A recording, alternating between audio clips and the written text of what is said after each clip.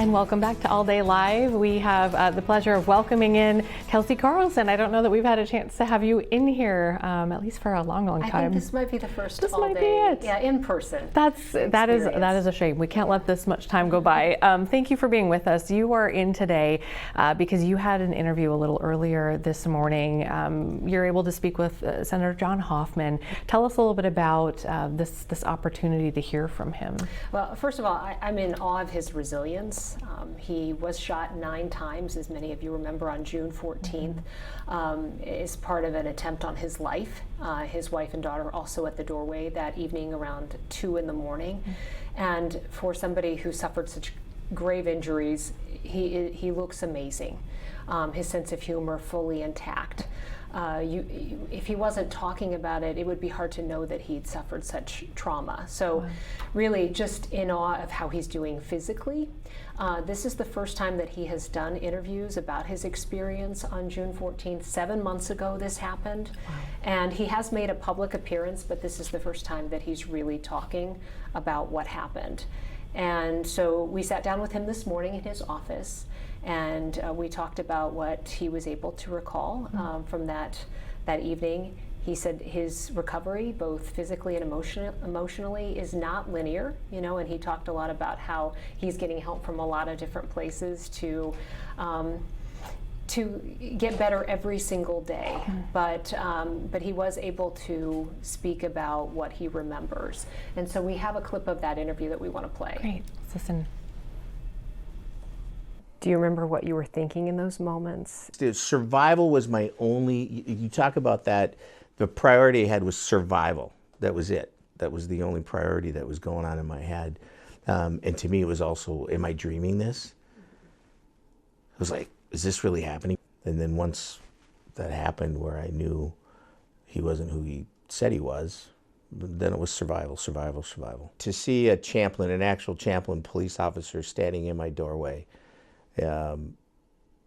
was, to this day when I see him, I tear up. Sergeant Lewis, absolutely. And when he cleared my house, I said, there's nobody in here. And he said, we got you. They pulled me in and started putting patches on me because I had, I had 9 holes in my body.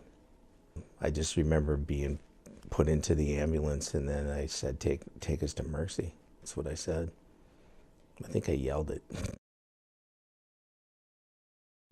And then he is getting ready to run for re-election. He is getting back to work, and we talked about what comes along with that. Is he ready to be back in the public eye, to be a public figure? Because we need to remember that evening we also lost Speaker Emerita Melissa Hortman and her husband Mark, and what's been described as a political assassination and an attempt on the Hoffman's life. So when you said that earlier, I thought, wow, that's incredible that he's there. He's ready to go again. Yeah, and he and Representative Hortman were really good friends. They've known each other more than 20 years. They were actually at an event on Friday night, the 13th of June, together. They sat at the same table.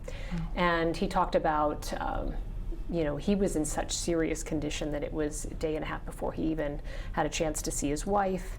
And it was several days later. They had kept it from him before he knew what happened to the Hortmans. And he still has moments where he says he expects to see her, take a phone call from her, and we talked a lot about that. But also getting back to a life of public service and why he made that choice. And he said he feels it is his purpose, and he feels stronger than ever that he needs to continue this type of public service. And so we asked him about running for re-election and continuing to do this job in the environment that we're living in. This has got to just hit you at moments when you don't expect it. Yeah, there's moments, and you got to try to find that, where am I getting regulated, right? I need to get regulated. How do I get regulated, right? Because then, and we learn that now in politics, right? You got to stay regulated, people. Don't personalize this. And that's what's the new look I have. And I've always had that, right? The people that mentored me, from Jim Ramstad to, Paul Wellstone, Rammer was all about common sense, pragmatic, keep your ego in the hallway. Paul was the same way. Those two were dear friends. Polarized opposites when it came to the political spectrum, but they were dear friends. Why can't we have that again? And I think we can.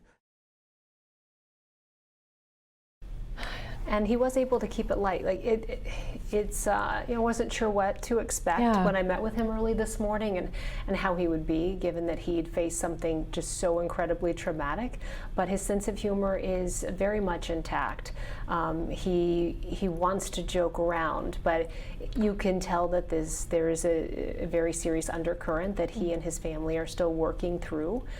Because it has been just 7 months, and it will always exist. Yeah. There's processing it. There's no getting over it. Oh no, absolutely. When can we see the interview with John? So we'll have a story on tonight at 5 and 6, and also 9 and 10 o'clock tonight, and it will also exist on fox9.com and Fox Local. All right, to encourage everybody to watch that, and it's incredible to just see him talking and just expressing himself like this. Is just amazing. So thanks for stopping in and telling us about that. All right, we're going to take a quick